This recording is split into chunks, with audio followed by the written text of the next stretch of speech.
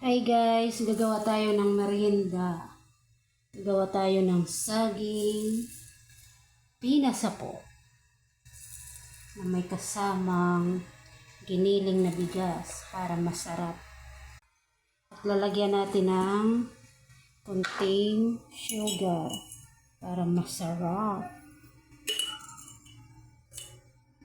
At maya-maya ipiprito natin siya. At haluin natin.